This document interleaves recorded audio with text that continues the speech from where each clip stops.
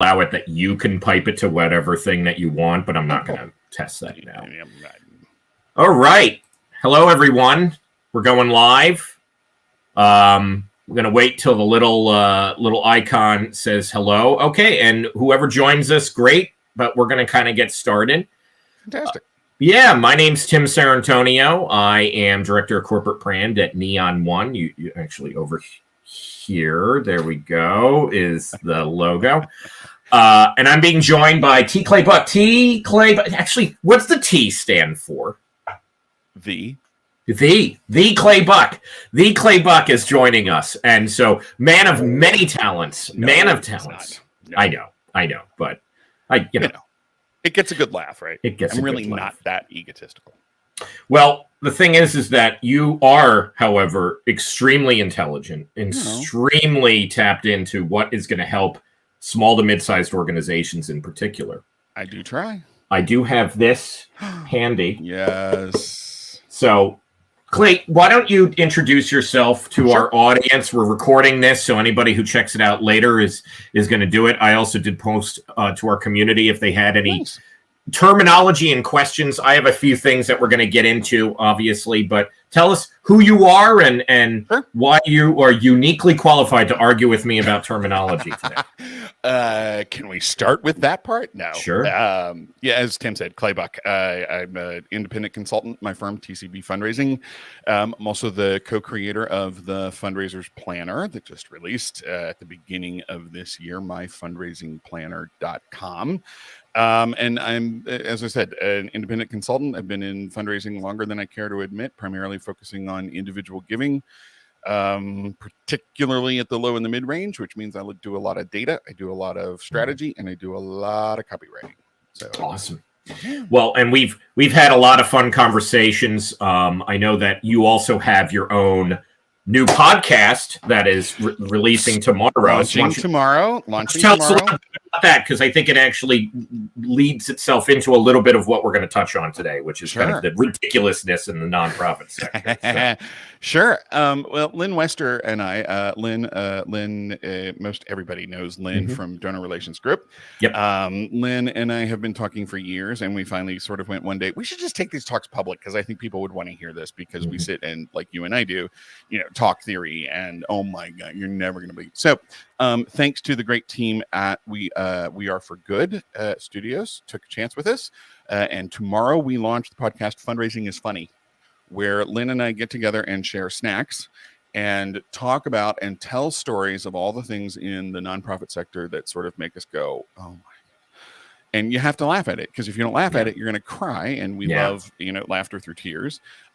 All the names of the innocent are changed, right? But they're true stories. And we take a good minute and laugh and talk about how ridiculous it is. But then we also talk about solutions and look at it really seriously, because every situation is an opportunity for change, for disruption, for, what it may be and what could we do in those situations. But we like to think of it as a combination of two things. So remember Car Talk on NPR? Of course, yeah. So it's a lot like Car Talk, right? It's that kind of humor. And it's kind of like when you get together with fundraisers at a conference or on a video chat or whatever, and you're all sort of off, but you're still sort of on, and you have that conversation at the bar or over some snacks or over a meal or whatever it is, and everybody's kind of let loose, and just it's that space. Come share your stories. Let's laugh about it. Let's look at just how we all live this, and then what can we do about it? What can we do about it? Well, let's consider that for it today. Just you and me chatting like we're at the bar. I got my non-alcoholic beer, and we're getting into it. I love it. So yeah, let's kind of dive in. The original intention of this was to focus on the lingo and terminology that's specific to the nonprofit sector. Yeah. There's so many places we could start with this, but let's maybe start with why it's important on understanding terms and definitions in the first place. Why is it important to have things that are, one, our own, and two, let's just start with that question. Like, why is it important to define words and things that we use? I think we have to look at this both as a sector and as an institution / organization. The most important thing is that it's codified within the organization. Yeah. And when you say, for example, a lapsed donor, right, or a libunt, right, last year, but unfortunately not this, right? When you say libunt, everybody knows what you mean because it's internal terminology. The vast majority of the terms that we use and the things that we say, no donor is interested in or cares about or knows what they mean. So they mean nothing externally, usually, right? Having it codified internally means when you're sitting with finance and you're talking about libunts, they know exactly what you're talking about. When you're meeting with the rest of your team and you're talking about whatever, everybody's on the same page. Sector-wide, I mean, I don't know that we can ever standardize terms across the sector that we all, know what they mean and agree. But at the very least, to have that shared vocabulary at some level to go, okay, I know what you're talking about, right? I understand where we are in context. I understand what this means, right? We are talking about the same thing without having to define it every time. Yeah. Well, and I think that's an important distinction because it's so hard. When I look at one of the things I even have pulled up on my other monitor here is the FEP glossary of terms that was developed in 2016, right? I've never heard of this. I know. Well, one, that's part of the problem.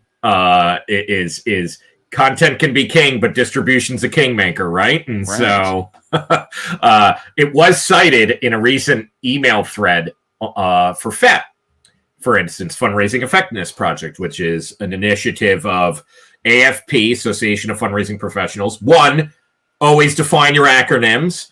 And so Fundraising Effectiveness Project, which is a joint collaborative data project between Association of Fundraising Professionals and Giving Tuesday. Right.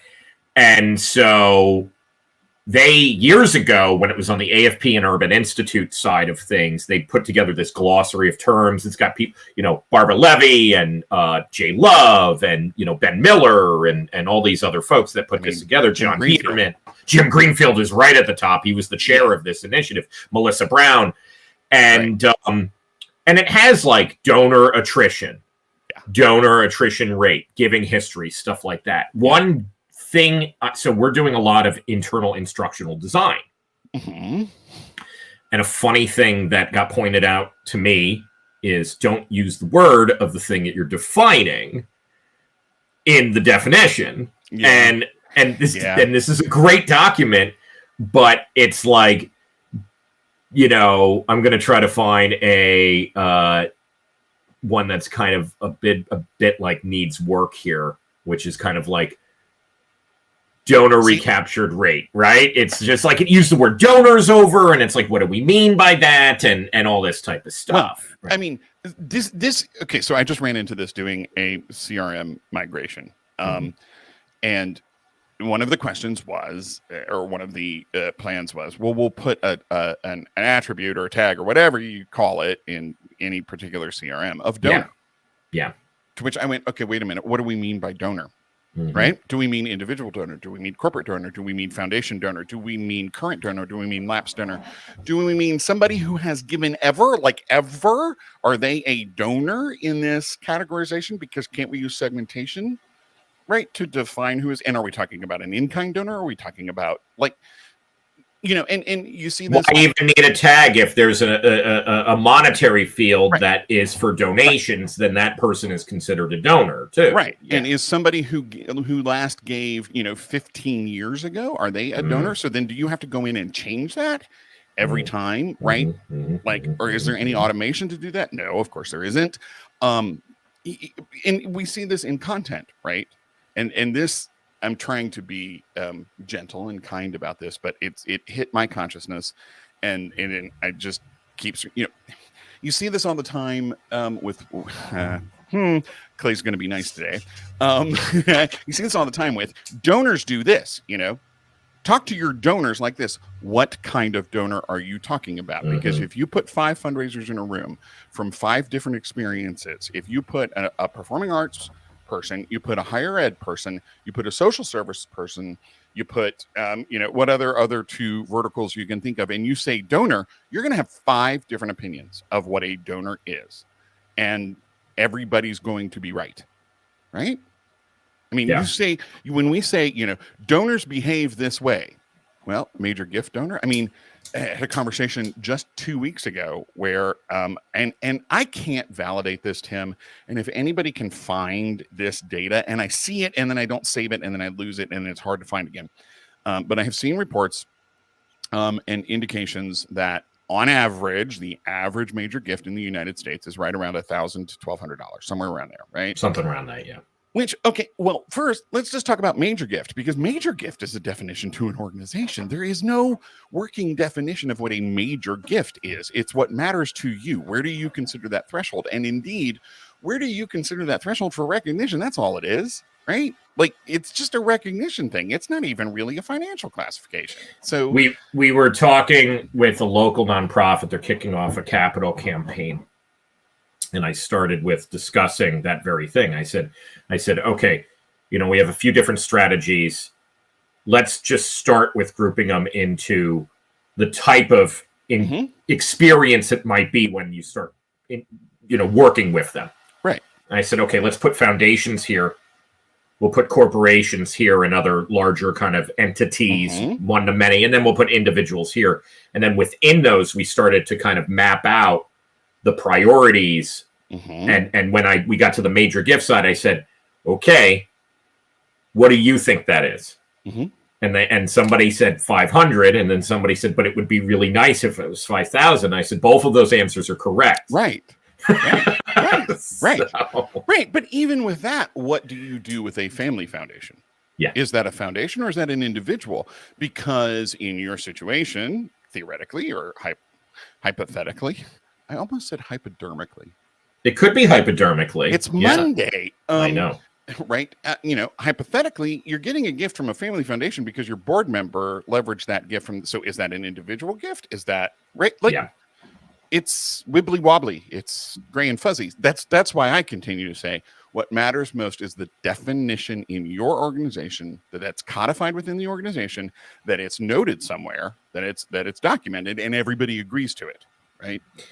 And that's why I think you can control that, because you can't control what the donor, the volunteer, the person who becomes aware of you through a local community event. You can't control what they think. That is their agency and their definition in their head, right? What you can do is control the story that they interact with.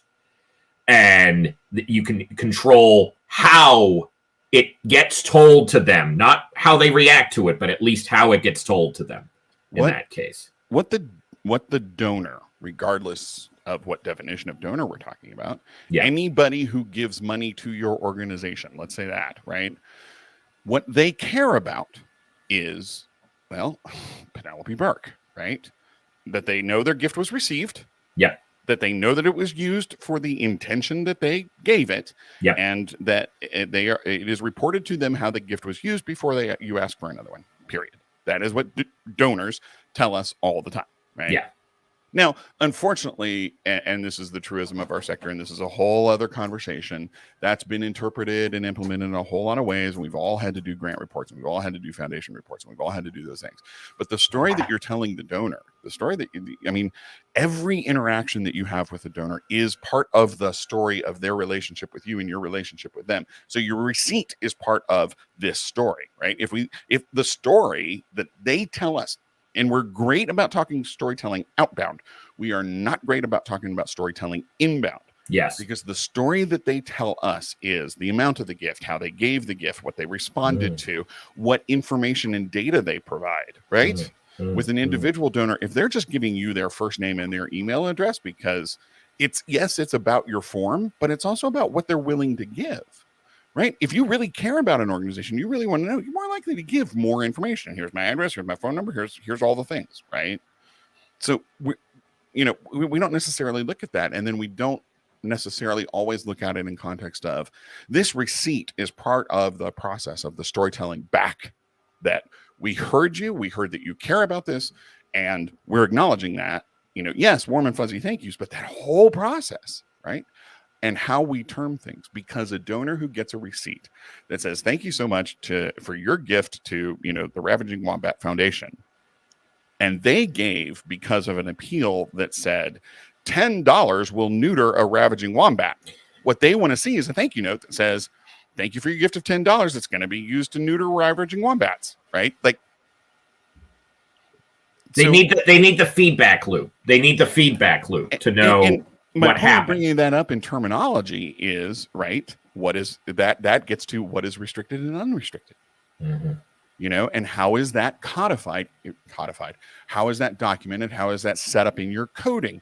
Do we understand, right? When this appeal, there's another term, when this appeal goes out and we are using this offer and this ask string, do we understand when these gifts to this appeal come back that they're getting coded into the CRM to this code, which is a restricted code, which finance sees as a restricted code. And we understand that everybody that gives to this appeal is getting that restricted, right? Yeah.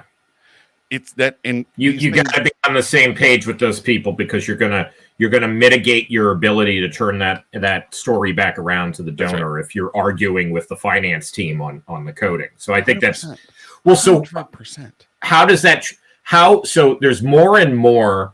We do this, and I definitely know some of the digital only platforms do this, where you can allow people drop downs to choose those types of things. At what, like, how can you control that narrative as much as possible when you start to open those types of code fields even out into your giving process, where they can start to choose their own adventure in many ways? Like, how do we balance that? And this is to add further an element here, not make it transactional.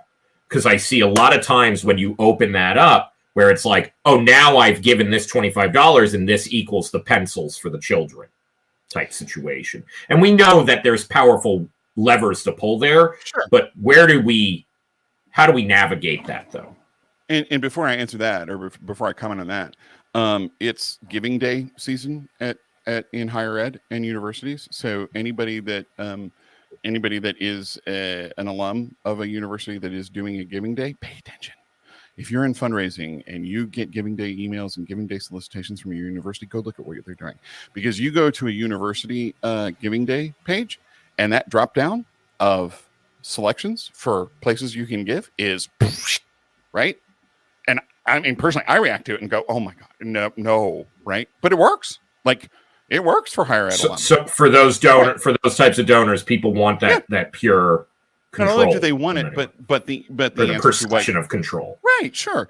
And it gives them choice. It gives them agency. Like, you know this, right? Yeah. From Phil Psych, philanthropic psychology, right? It gives them agency, it gives them control, etc. And it's controlled in the narrative, right? Yeah. Because it all comes down to a great list with great communications. This is it. That is it, right? The correct information with a great story to tell and great communications. If you are putting an appeal, let's just say a direct response appeal to individuals that is multi-channel. It is both print and digital, and repeated on social. Okay, right? The landing page, the gift page with those options that you have, it's all in that narrative. So if you're saying, $10 will neuter a ravaging wombat, $25 will rescue a ravaging wombat. P.S. Ravaging wombat is just funny. It's just a funny. It's a funny name. Yeah, it's a funny. Exactly. You did not know that Las Vegas, where I live, is just plagued with ravaging wombats all over the city, right? So this fictional nonprofit, we do not have wombats in Las Vegas. But anyway, right. So $10 will, neuter, $25 will rescue, $50 will rehome. And you're saying all of these things that it will do this, right? That is, that I would read that as restricted. I would read that as my $25 is going to exactly that. Yeah. Versus even as simple, and it's about being intentional with the language, it's about being intentional in the communications up front, but as simple as saying $10 could neuter a ravaging wombat, or provide any of the resources that our organization, that the Foundation for Ravaging Wombats tackles, right? And we don't always have that much space, but blah, blah, blah, but we can creatively and appropriately, right, manage that and phrase that in ways that we're not conveying the idea that it's being restricted, that's restricted versus unrestricted, all of those kinds of things, right? So that the donor knows what to expect. sometimes I think we get a little afraid of our stuff, and we don't want to tell it. No, let's be clear, be upfront. We're asking you for $10 and we're telling you, $10 would, combined with everybody else who's giving, combined with this, $10 is a gift along with everybody else in the community that cares about this and is joining together, and together we can do this. And we're saying $10 could neuter, but your $10 with 100 other people's $10 could end this plague. Like, it's how we message it. Yeah. That then has to define, and then our definitions and nomenclature and vocabulary of how we support that from a process and systems perspective has to support what we've put out in our messaging, and vice versa. How, especially for new people entering the sector, how can they start to navigate being able to have the right language to talk about this and to develop their own philosophy on what is going to work for their community? I get in trouble with this all the time, but I'm going to stand by it until the day I retire. The most important internal relationship for a development person, whether the chief development officer, the database admin, the development coordinator, whoever, if you got one person wearing the hat or 20 wearing different hats, the most important internal relationship is with your finance office. Why is that controversial? No. It's with programs and marketing. No, it's finance. It's finance. So maybe we're not going to have an argument, because I think that I'm lockstep with you on that one. Please don't misunderstand me. You have to be in lockstep with your marketing department, of course. Why they're two different departments? Let's not go there. I know I'm not going to get started. Right. Right. Yes, we'll take that offline. Yeah. You have to be in lockstep with your programs. I do not understand the constant division between development and programs. I do not understand why and everywhere that I have worked, there has been huge division, right? Yeah. You're fundraising, you go raise the revenue, right? We can talk all day long about the theoretical idea of fundraising, that fundraising is about relationships and it's about community and and that is true. All of that is 100% true. And in our work as fundraisers, it is touchy and feely and wibbly and wobbly. And it is not about money. It is about values, and it is about psychology, and it is about personality, and it is about relationships, and it is about what they bring to the table, right? That is the work that we do.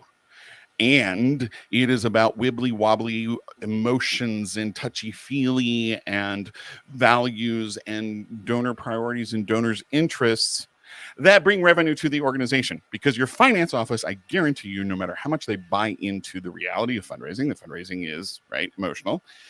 They are looking at the bottom line, and they are expecting you to bring in the bottom line. And if your coding is done, if your vocabulary is solid, then you are reporting to your finance office in a way that makes them go, great, go do what you need to do, because I see the money coming in and life's good, right? So I've long held this, and I would love to hear your thoughts on it. Phil Buchanan in Giving Done Right early on flagged that the primary distinction, one of the big distinctions at the very least, between for-profit entities and nonprofits is the very basis of their outcomes, where in a for-profit organization, the purpose of it is revenue. And there's fiduciary responsibilities to different stakeholders that you need to have. Nonprofits obviously need financial acumen, but their outcome is not revenue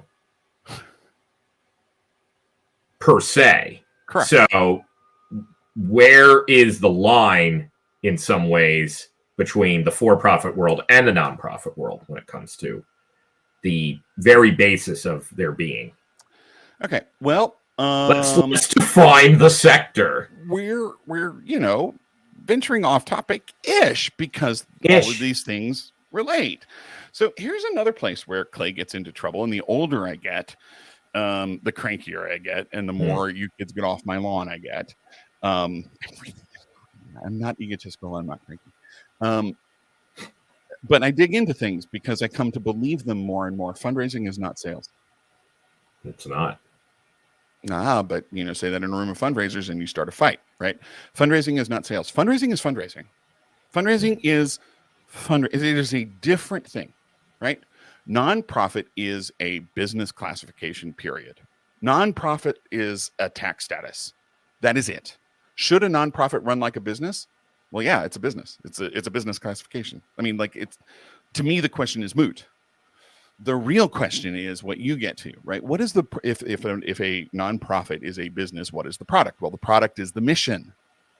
So everything goes into creating that mission, right? The product is not revenue. The product is not benefit for the stakeholders. In fact, by definition, the stakeholders can't benefit, right? Doesn't mean we can't make money, which does mean, yes, we need financial acumen. We need business acumen. We need to think and act like a business because we are a business. And we also have to understand, and this is, boy, we're going to talk about terminology. This, to me, is what all of the discussion about culture of philanthropy means, right? Because you hear people talking about, oh, you need a culture of philanthropy. Well, half the building is going, I don't even know what that means. I don't need that. I don't want that, right? And we're trying to say you have to have a culture of philanthropy, and they're going, why, right? We do have to have an understanding that we are here, we exist. The nonprofit exists because I say this to my students all the time, right?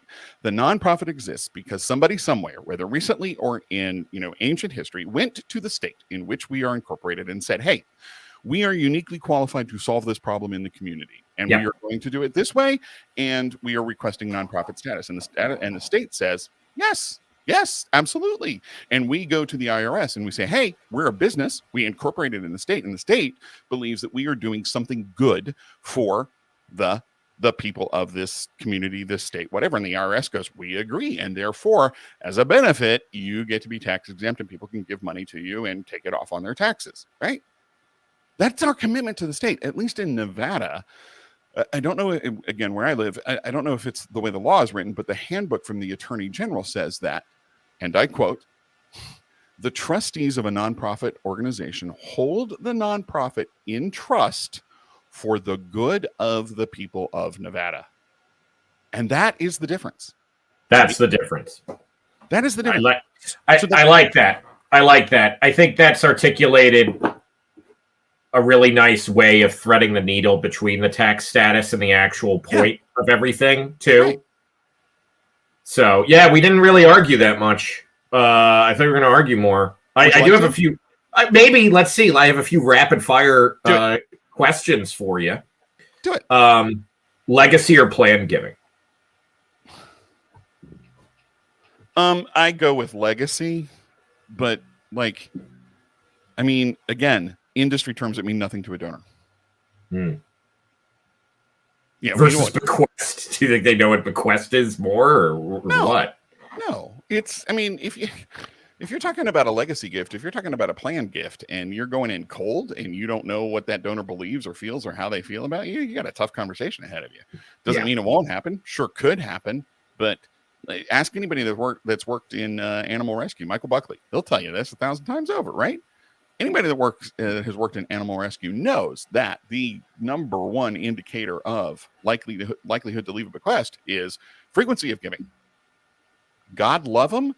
Those cat lovers that give $10, $25 every time you send out an appeal, every time. And this is why if you start focusing everything around so-called major giving, you lose the thread here. Right. And what happens to a major donor? Again, why naming is important. What happens to a major donor when this year they gave you $1,000 and they fit in your major donor line, but next year they only give you $150 for whatever reason? Yeah. Now, first, economics or whatever. Yeah. Just didn't appeal to them this year, right? Mm-hmm. Are they still a major donor, or do they drop it? How do you manage them? Do they fall out of portfolio? All of that has to be defined. Yeah. What about trust-based philanthropy? Term in the foundation world. trust-based philanthropy. Trust is the cornerstone of everything that we do, right? So, like, yes, and again, it's a beautiful catchphrase. What does it mean? And how do you live it? Because you can talk about a beautiful catchphrase and not have any meaning behind it at all. I'll ask you one last question. Want to be respectful of your time today. Oh, please. If you had a magic wand to change one thing about the sector, what would it be? Huh. Can I have two? No. Oh, shoot. If I had a magic wand to change Lynn took the other one. Sorry. If I had a magic wand to change one thing about the sector, it would be that the sector wasn't needed. Yeah. I mean, deep. That's a deep. There's a lot to unpack there, but like, Yeah. And then secondly, even though you didn't give me secondly, I'm going to squeeze it. You're going to do it anyway. Yeah. It would be data and technology literacy. Okay. I'll take the second one so we can get to the first one. Yeah. Bingo. Right. Everyone, want to thank you, whether you're watching this now or if you're checking out the recording. Thanks again for your time today, Clay. And this is a lot of fun. These are supposed to be quick hits and just kind of, get the conversation juices rolling for people now or they check things out later. And I know this is going to be helpful for, the few hundred people in our Slack community as well as beyond. Awesome. So you all are wonderful. Thank you for doing all that you're doing. Everybody that's out there fundraising and working and managing data, we need you. Bless you. You're doing great work. Yeah. Well, thank you. Awesome. Have a great day, folks. Talk to you soon.